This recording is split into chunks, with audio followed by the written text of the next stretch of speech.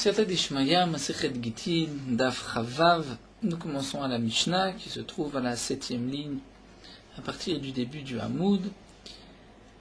Une Mishnah assez facile, une Gemara aussi aujourd'hui assez facile. Akotev Tofse Gitin. Donc nous sommes concernant le din de l'Ishma, qu'un guet doit être écrit pour cet homme, pour cette femme, dans l'intention de divorcer. Et dans le guet, nous avons vu qu'il y a deux parties. Il y a une partie qui est appelée le Toref et une partie qui est appelée le Tofes.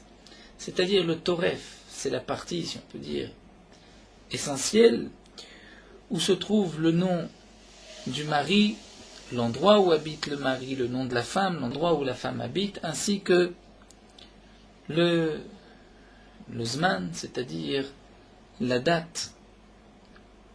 Et comme nous le verrons ensuite dans la Gemara, même cette partie qui est Areat Muteret Lekol Adam, où c'est marqué tu es permise à tout le monde, ça fait partie du Toref, de la partie essentielle du guet.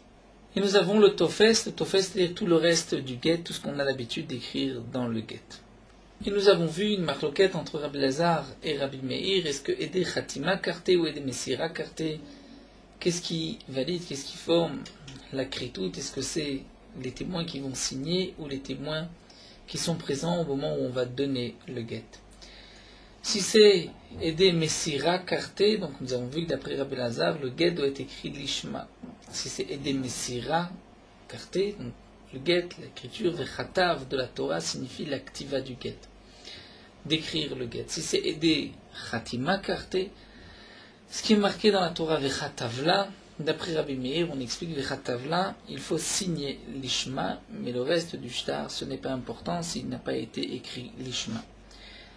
Donc là, nous pouvons commencer la Mishnah. Kotev Tovse Gitim, un sofer qui écrit des Gitim à l'avance pour que, en cas de besoin, il puisse gagner plus rapidement de l'argent, même s'il est occupé à d'autres shtarot, il pourra donner un guet.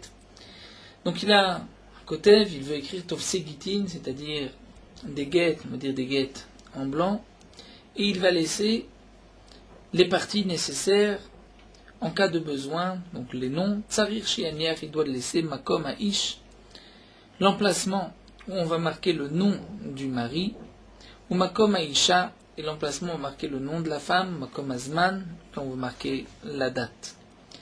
Et Rashi nous dit, bien que cet homme voit qu'il y a une dispute dans un couple, il se dit, tiens, cette dispute va terminer en divorce, malgré tout, il ne peut pas commencer dès à présent à marquer les noms. Lorsqu'il s'agit des shtaré milva, lorsqu'un homme veut écrire à l'avance des actes de prêt, même s'il a vu que Réhouven veut emprunter de l'argent à Shimon, donc il sait que bientôt il va y avoir un prêt de Shimon à Réhouven de telle somme, Tsarir Shianiach Makoma Malvé, il doit laisser le nom de celui qui va prêter, Makoma Lové, l'emplacement du nom de celui qui va emprunter, Makoma Maot, l'emplacement de la somme qui va être empruntée, ou Makom Azman, et la date. Shtaré Mekar. Shtaré Mekar, lorsqu'il s'agit d'un acte d'achat, même si c'est préparé à l'avance, Makom Alokeach, même s'il voit que Rouven veut acheter de chez Shimon, malgré tout il ne peut pas écrire Réhouven a acheté à Shimon, Shimon a vendu, il doit laisser l'emplacement de l'acheteur, Makom HaMochir, du nom du vendeur, Makom HaMaod, nom de la somme, Makom HaSadeh, de l'endroit du champ, Makom HaZman et la date. Et la raison de cela, nous explique Rashi, c'est une xéra à cause des gitim. Bien qu'il n'y a pas d'obligation là d'écrire l'ishma, malgré tout, par rapport au din des gitim, il faut agir ainsi lorsqu'il s'agit d'un prêt ou d'un achat. Et la Mishnah continue, Mipne Atakana, à cause de la takana de cette institution des Chachamim. Rashi nous dit que la Gemara nous expliquera sur quoi se rapportent ces deux mots, Mipne Atakana. Rabbi Yehuda Posel Bekulam, lui Rabbi Yehuda dit que c'est pas soul dans tous les cas. C'est-à-dire que même s'il a laissé l'emplacement pour marquer les noms, la somme, la date, c'est pas soul. On ne peut rien écrire à l'avance d'après Rabbi Yehuda. Rabbi Lazar Marshir Bekulam, lui Rabbi Lazar pense que dans tous les cas, c'est-à-dire dans le cas d'un shtar milva, d'un prêt ou d'une vente, c'est cachère. C'est cachère, nous dit Rashi, à condition qu'il laisse bien sûr ces emplacements vides pour marquer ensuite les noms. Mais à l'exception Chutz Migite Nashi, d'un get. Shenema vekatav la lishma. À l'exception d'un get, et Rashi nous dit, puisque dans un get, Rabbi Lazar fait une xéra, que même le tofes ne peut pas être écrit, de peur qu'on va écrire le toref. Donc tout le get ne peut pas être préparé à l'avance, même si on va laisser l'emplacement des noms d'après Rabbi Lazar. Et la Mishnah termine chez Nema vechatav la lishma, puisque c'est marqué vechatav la, il va écrire donc la lishma, il faut écrire pour cette femme lishma, pour ce divorce. La Gemara posera la question, mais Rabbi Lazar ici permet, dans tous les cas, l'exception de Gite Nashi, mais pour le get Isha, il va interdire même le tofes, et on nous rapporte un passou parce que c'est marqué vechatav la lishma, c'est sur le toref, pas sur le tofes. C'est sur les noms du mari et de la femme. Donc on ne comprend pas la raison que nous donne ici Rabbi Lazar chez Nehemar. L'Agma nous expliquera, c'est Mishum chez Nehemar, c'est-à-dire puisque le Toref doit être écrit l'Ishma, donc on fait une Xéra même pour le Tofes. Donc d'après Tanakama, que ce soit le guet d'une femme, un acte de prêt ou un acte de vente, on peut les préparer à l'avance à condition de laisser un emplacement pour les noms. D'après Rabbi Yehuda, dans tous les cas c'est pas soul, même si on a laissé l'emplacement des noms. Et Rabbi Lazar dit que dans tous les cas c'est permis, c'est-à-dire c'est permis, nous dit Rachid, lorsqu'on a laissé l'emplacement pour les noms, à l'exception d'un get isha, ou alors tout est pasoul, c'est même si le tofes a été écrit avant, c'est pasoul, il faut écrire au moment du divorce. Amar Rabbi Yehuda Amar Shmuel, la Gemara nous dit que Rabbi Yehuda a enseigné au nom de Shmuel Tzarchani, Araf Makomarat Muteret Lekol Adam. Lorsqu'un homme va écrire un get à l'avance, il doit laisser l'emplacement de Harat Muteret Lekol Adam qui est permis à tout temps. Ve Rabbi Lazari, et l'auteur de la Mishnah, c'est Rabbi Lazar qui pense d'Amaré des Messira Karté que les témoins qui vont former le divorce sont les témoins qui sont là au moment de la Messira où on va donner le get à la femme. Et donc, ce qui est marqué dans la Torah, Vechatavla, il ne s'agit pas de la signature, puisque d'après Rabbi Lazar, il n'est pas nécessaire de signer, c'est seulement Pnetikun Haolam, de peur qu'on ne trouve pas demain ces témoins, donc on va dès aujourd'hui les faire signer, mais l'essentiel, c'est des Messira. Ce qui est marqué dans la Torah, Vechatav, c'est l'écriture du get. Ubainan Ktiva Lishma. Donc l'Aktiva doit être écrite Lishma. Puisque l'Aktiva doit être écrite Lishma, c'est l'essentiel de l'Aktiva, donc le Toref, c'est-à-dire le nom du mari de la femme, mais aussi cette phrase Areat Muteret que tu es permise à tout temps. Et la Gemara nous dit, c'est pour la troisième fois que Rabbi Yehuda vient nous dire au nom de Shmuel que les Mishnayot que nous avons vus sont d'après Rabbi Elazar. Vetzricha, mais nous dit la Gemara, nous avons besoin que Shmuel le précise dans ces trois cas. Pourquoi? Si on nous avait enseigné le premier cas. Le premier cas, c'est le din de Mechoubar. En plein, nous avons vu que la Mishnah avait enseigné, c'était Daf Chaf Halef, où la Mishnah avait enseigné une halakha concernant un guet qui est rattaché au sol. Il y avait un lachon difficile dans la Mishnah, puisque c'est marqué En Kodvim B'Mechoubar la Karka, on n'écrit pas. Et ensuite c'est marqué Kadvo B'Mechoubar. Si on a écrit, Talshov Echad la Kacher. Donc une fois c'est marqué, on n'écrit pas. Ensuite marqué, si c'est marqué, si on a écrit, c'est Kacher. Et Shmuel avait expliqué là-bas qu'on expliquait la Mishnah d'après Rabbi Elazar, et on va dire à condition qu'on ait laissé le Makom à Toref. Et donc Rashi nous avait expliqué, donc En Kodvim Bim Choubar la Karka, c'est-à-dire l'Echatrila, on ne va pas écrire même le Tofes, mais Bediavad, si on a écrit le Tofes, si on a laissé le Toref, c'est caché, puisque l'essentiel c'est des Messira. Donc là, nous dit Vetzricha. Si Shmuel nous avait enseigné le premier ligne, c'est d'après Rabbi Lazar, j'aurais pu dire Be'ahi ou Deikalok, Mekra Rabbi Lazar, de Katane, En Kodvim Katane Kadvo. Là-bas, je vais expliquer d'après Rabbi Lazar, puisque une fois c'est marqué, on n'écrit pas, une fois c'est marqué que si on a écrit, donc je vais être obligé d'expliquer. À cause de cette contradiction, on n'écrit pas le Tofes, de peur qu'on va écrire le Toref, mais si on a écrit le Tofes, c'est caché. Aval Sefa. La deuxième partie, où c'est marqué que tout le monde peut écrire le get, c'est marqué même la femme. Et ensuite, la Mishnah avait terminé chez Nkiyuma Getela Bechotamav, et on avait expliqué que Bechotamav c'est d'après Rabbi Lazar, c'est-à-dire les des Messira, qui généralement vont signer. Mais j'aurais pu croire que si Shmuel ne me l'avait pas dit, il m'a Rabbi Meiri, j'aurais expliqué que c'est d'après Rabbi Meir, et qu'il n'est pas nécessaire de laisser le makom à Toref, là-bas, puisque d'après Rabbi Meir, c'est Ede Khatima Karté, le get n'a pas besoin d'être écrit l'Ishma. Donc c'est pour cela que Shmuel enseigne une deuxième fois qu'il faut laisser le makom à Toref, et c'est Rabbi El-Azar. Ce qui est marqué, nous dit Rashi, nous avons vu qu'il ne s'agissait pas de permettre le Cheresh des Katan, qui eux ont écrit l'Ishma, mais du cas de la femme qui a écrit son propre get, où là nous avons vu que l'essentiel c'est la Khatima. Et donc, Khatima, on avait expliqué que c'est la Messira, et ce sont les témoins qui généralement sont présents au moment de la Messira qui vont signer. Donc on comprend pourquoi Shmuel a eu besoin de le dire une autre fois. Et la Gemara continue, si on nous avait enseigné ce din-là, j'aurais pu dire c'est vrai que le deuxième cas de cette Mishnah, à Kol Ksherim, on aurait pu l'expliquer comme Rabbi El-Azar. Avalha, mais dans notre Mishnah, Imam et Sefer Rabbi Lazar Avereshalav Rabbi Lazar, puisque nous allons voir qu'à la fin de la Mishnah, Rabbi Lazar marchir Bekulam.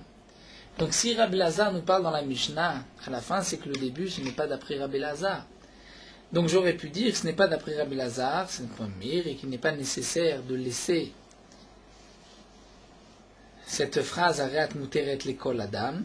Donc Kamash Malan, Rabbi Uda vient nous dire au nom de Shmuel que notre Mishnah c'est même d'après Rabbi El-Azar. Et c'est vrai que nous avons donc Rabbi Lazar, Tanakama et Rabbi Lazar à la fin de la Mishnah qui se contredisent. On va dire qu'il y a deux Tanaïm qui sont en marloquette sur ce que pense Rabbi Lazar. Donc dans les mots V'yashmenan Be'aï, si nous avons enseigné le deuxième din, Aïn Amei Kalukmik Rabbi Lazar, c'est vrai que là Shmuel va expliquer la deuxième Mishnah comme Rabbi Lazar, Avalha, celle-ci, notre dernière Mishnah, Ima on va dire mais les Sephar Rabbi Lazari, puisque c'est la Sephar Rabbi El-Azar, comme nous allons voir Rabbi Lazar marchir, donc ça voudrait dire que le début de la Mishnah Vereshalav Rabbi Lazar.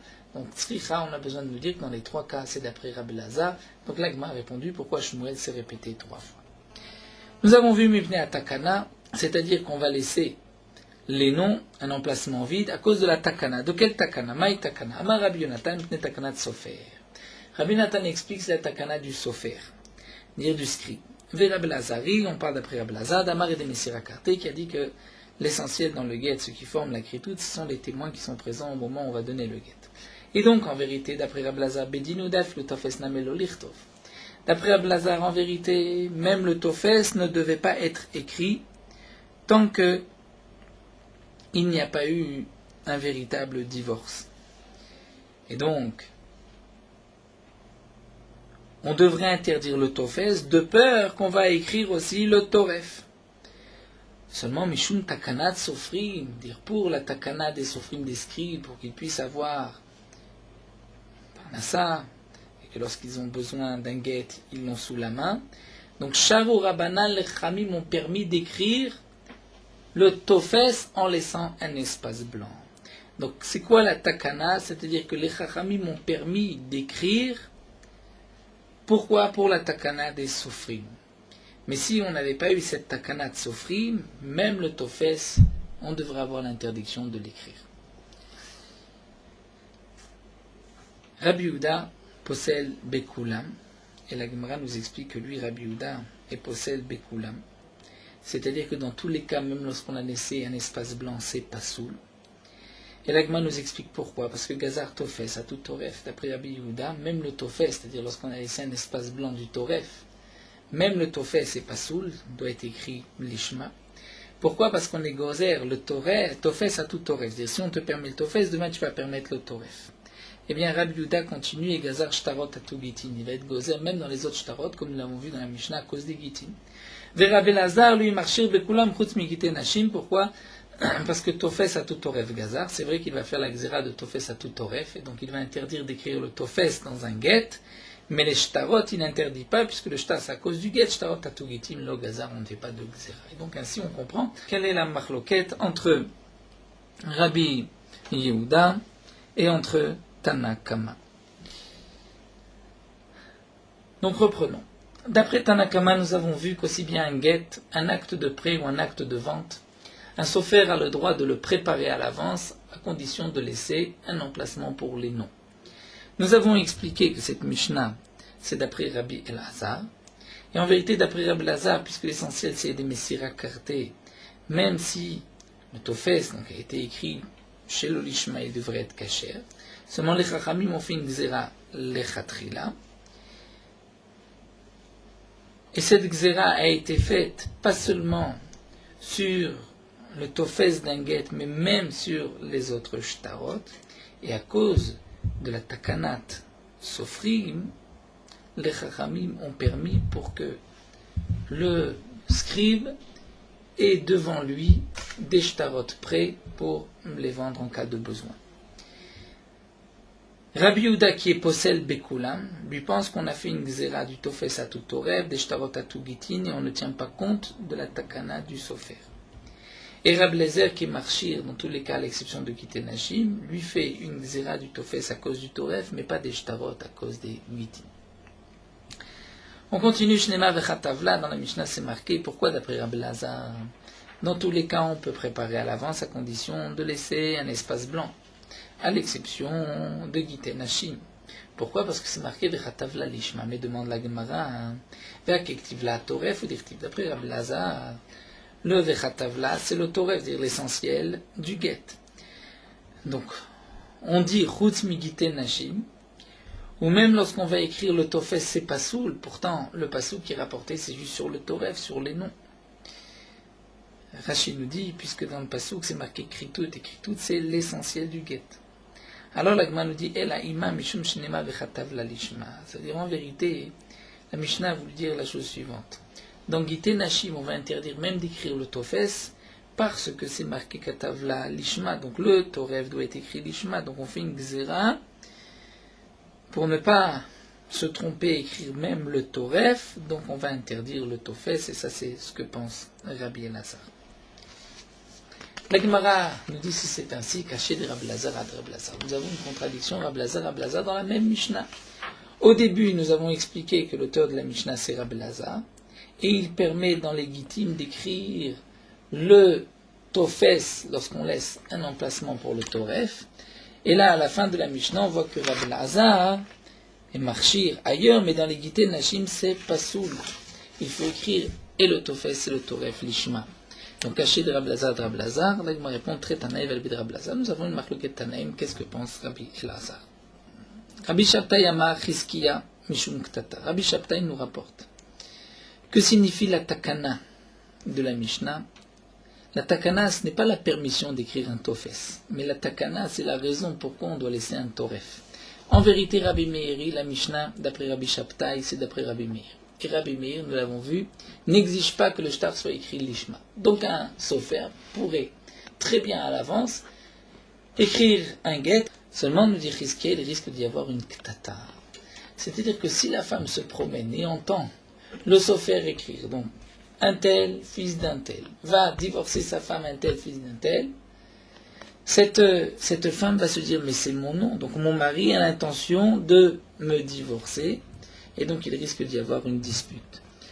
Donc c'est pour cela que les Chachamim m'ont interdit d'écrire le Toref, bien que d'après Rabbi Meir on pourrait, puisque comme nous voyons, Rabbi Meir, Damar et Dechatima Karté, et donc d'après Rabbi Meir, le shtar n'a pas besoin d'être écrit l'ishma. Au bedinu daf le toref namel lirtov, et donc en vérité même le toref on pourrait l'écrire, même les noms. Seulement zimnin nishamat les sofer de kartiv. Parfois la femme va entendre le sofer qui écrit, et sa vraie va penser ou kamarle, c'est son mari qui a dit au sofer d'écrire de la divorcer.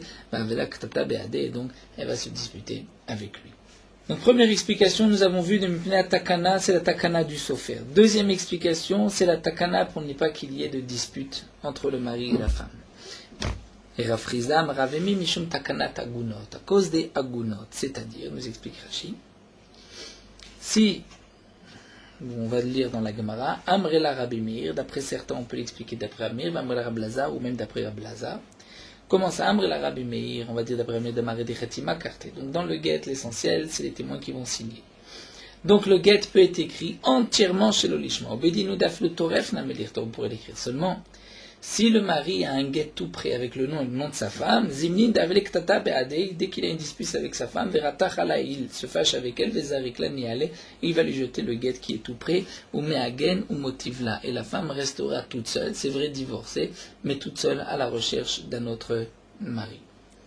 Donc pour cela, les Chachamim m'ont dit, on ne va pas préparer un guet à l'avance. Amrela, d'après certains, même d'après Rabbi Damar, Rabbi Lazar a dit des messira carté. Et donc Bedinu daflu tofes namelo lirtov, parce que ce qui est marqué dans la Torah, vechatav, c'est tout le guet. Donc même le guet ne devrait pas être écrit à l'avance, seulement zimnin, et comme Rashi nous dit à cause de la xéra, à cause du toref, qui est mina Torah, vezimnin, des belles mezamim de Nataya, mais parfois le mari doit partir en outre-mer.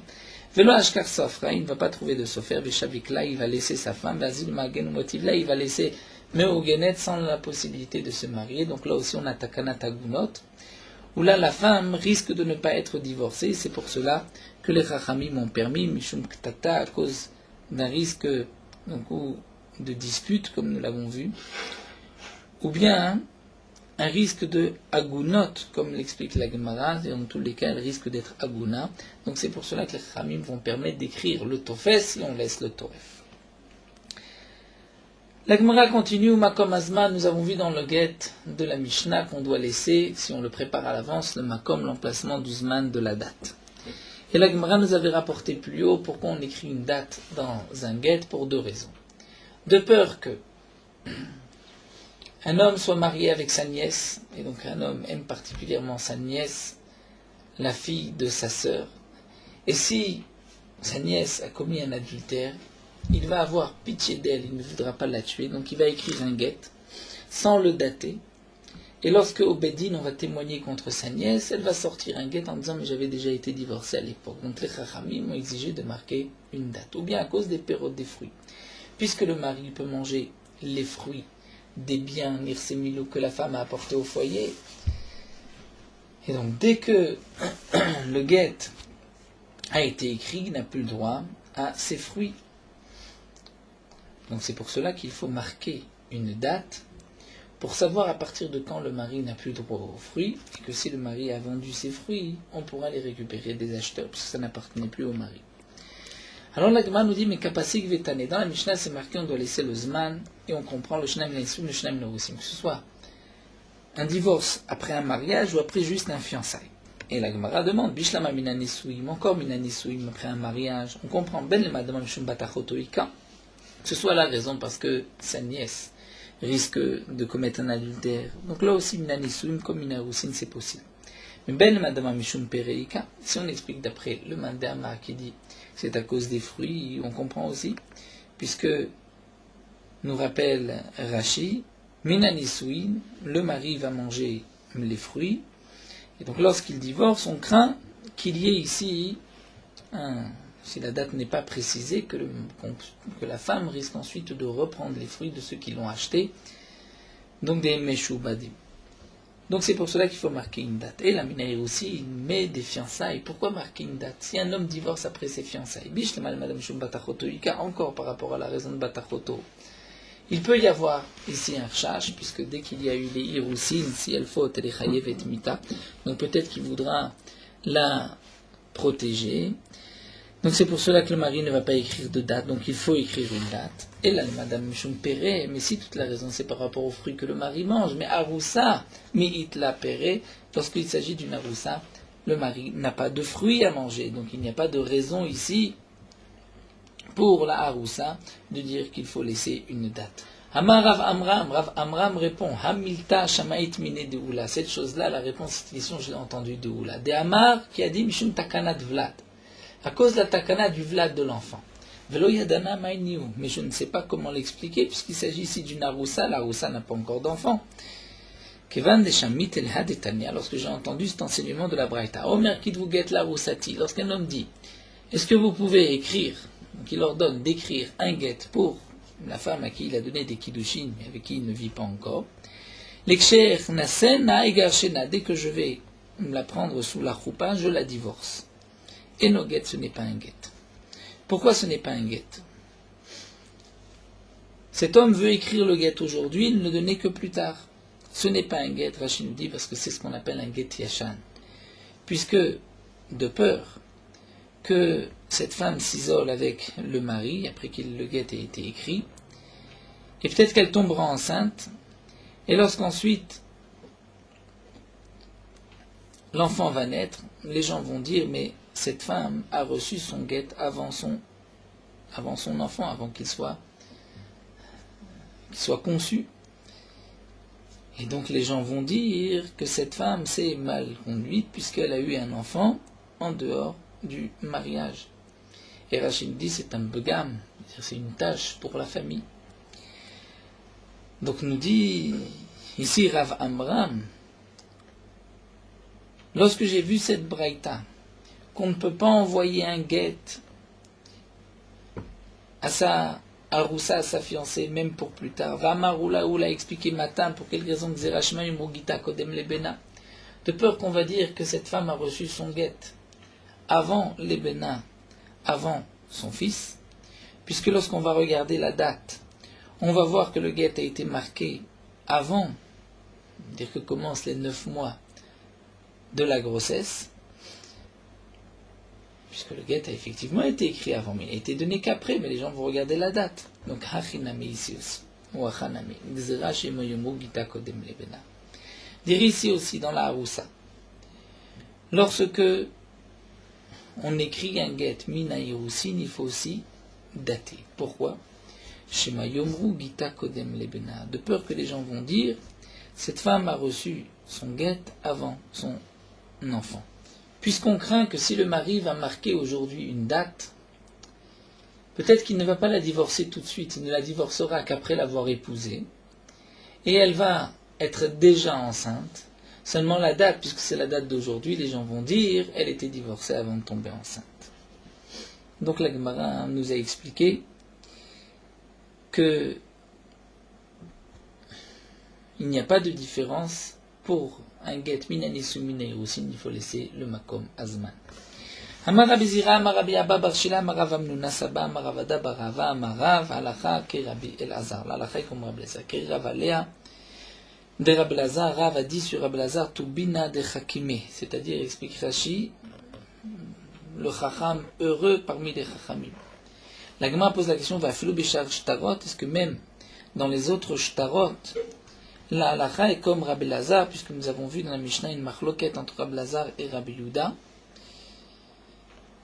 Rabbi Yehuda va interdire, nous avons vu dans la Mishnah, Bekulam dans tous les shtarot, alors que Rabbi Elazar va permettre dans les autres shtarot. Est-ce que la halacha est aussi comme Rabbi Elazar dans les autres shtarot? Ve'ama Rav Papi Mishme de Ravad, quand il m'a posé une question, pourtant Rav Papi a dit au nom de Rava, Hay Ashrata de Dayani. Cet ashrat, c'est-à-dire le kiyum ashtar, lorsque les dayanim vont valider un shtar, des mir teve mikeme de sadou saade, s'il a été écrit avant que les témoins viennent témoigner, achatimat sur leur signature psoula, cet ashrata est psoula. Pourquoi alma mirzu keshikra, puisque ceci ressemble à un mensonge. Comment le beddin va marquer les témoins sont venus dire que c'est notre signature, que les témoins ne sont pas encore venus? Et donc c'est pour cela que c'est pas sous. Si c'est ainsi, Achaname ici aussi mirze keshikra, c'est-à-dire si on accepte comme Rabbi Elazar dans les autres shtarot, ceci paraît être un mensonge puisqu'il n'y a pas eu encore de prêt, il n'y a pas eu encore de vente et on témoigne d'un prêt, d'une vente. Veleta, mais nous dit la Gemara, ceci n'est pas retenu, n'est pas juste, mais des Rav Nachman, parce qu'enseignement de Rav Nachman. Amar Rav Nachman omer aya Rab Meir aflu matzobe ashpachat muvenatnu la kasher. Rav Nachman va nous montrer qu'on n'est pas Choshesh Mirze Keshikra, que ceci paraît être un mensonge. On peut préparer à l'avance, puisque c'est marqué, Rav Nachman nous dit, Rabbi Meir avait l'habitude de dire Aflu Matzobe Ashpa, même si on a trouvé un guet dans une décharge. Chatomo Venatnu la Kasher. Donc c'était un guet qui avait été écrit pour quelqu'un d'autre, on prend le guet, on le fait signer, on le donne à la femme, il est kasher. Pourquoi? Puisque comme nous l'avons expliqué d'après Rabbi Meir, et des Khatima, car l'essentiel c'est la Khatima. Vaflo Rabanan, et même les Khamim, qui sont en marloquette, l'obligat de Rabbi Meir et la Bikite Nashim, ils ne sont en marloquette que sur un acte de divorce, et Bainan Ktiva Lishma, puisque d'après eux, le guet doit être écrit Lishma. Aval Beshar Shtarot lo, mais dans les autres Shtarot, il n'y a pas de problème, puisqu'il n'y a pas de problème de Lishma. Damar Ravasem Rabbi Yochanan, puisque Ravasi a dit nom de Rabbi Yochanan, Shtar Shelavabo ou Pero, et no Choser Velo Vebo, un Shtar, avec lequel on a emprunté et on a remboursé le jour même, et que la personne veut réemprunter le jour même, et no Choser Velo Vebo, il ne peut pas réutiliser le même Shtar. Pourquoi Shekvar Nimchal Shibudo? Parce que son Shibud c'est terminé. C'est-à-dire que lorsque il a remboursé, le shtar s'annule et l'hypothèque s'annule aussi. Donc on ne peut pas hypothéquer les biens de la première fois pour la deuxième alva'a, si on ne marque pas bien sûr la date d'aujourd'hui. Si on marque la date d'aujourd'hui, c'est bon, mais pas la date d'avant. Donc on voit Béchar Shtarot Lo, puisque Ravassin Zalim Rabbi Chanan, Lo Shtar Shelavabo pour un Chosev Lo Vebo, Shilvan Nimchal Shibudo. Donc la Gemara nous dit Tamad Nimchal Shibudo. Quelle est la raison qui est donnée? C'est parce que le Shibud a été terminé lorsqu'il a remboursé. L'hypothèque a été terminée. Donc on voit que tout le problème, c'est un problème de Shibud. Aval Mishum Shikra Lo Chayshinan. Mais si c'est juste une question de Shikra et de mensonge, que si on signe sur cette milva, bien qu'elle a été écrite avant la alva'a, on n'est pas choshesh, puisque l'essentiel c'est la khatima, et au moment où on signe, c'est le moment où il a prêté. Donc là, nous avons vu dans la Gemara plusieurs points sur notre Mishnah, et nous venons de terminer avec le din que ce qui est marqué Makom Azman, il faut laisser le Zman aussi bien. Lors d'un divorce, après un mariage ou juste après un fiançailles, après les kiddushin, il faut laisser le Zman, et on ne peut pas préparer à l'avance un get en écrivant le Zman. On a fixé la halakha comme Rabbi Lazar, donc d'après Rabbi Lazar, on peut préparer à l'avance.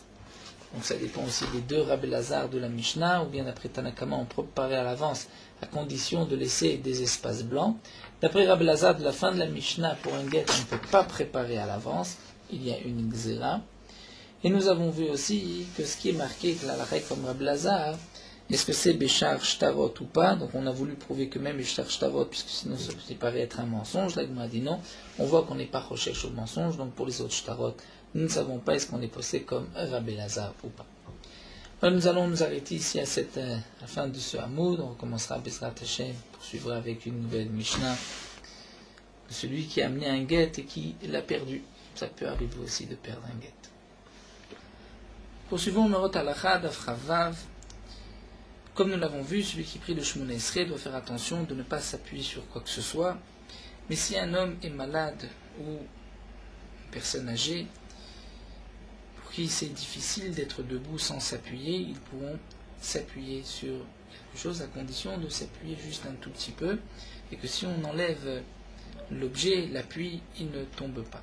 Si même dans ce cas-là, ils ne peuvent pas être debout, ils sont obligés de s'appuyer et d'avoir un bon appui, ce sera permis puisqu'ils n'ont pas le choix. Un homme malade ou un vieillard qui ne peuvent pas, même lorsqu'ils sont appuyés, ils ne peuvent pas se concentrer, ont le droit de prier assis.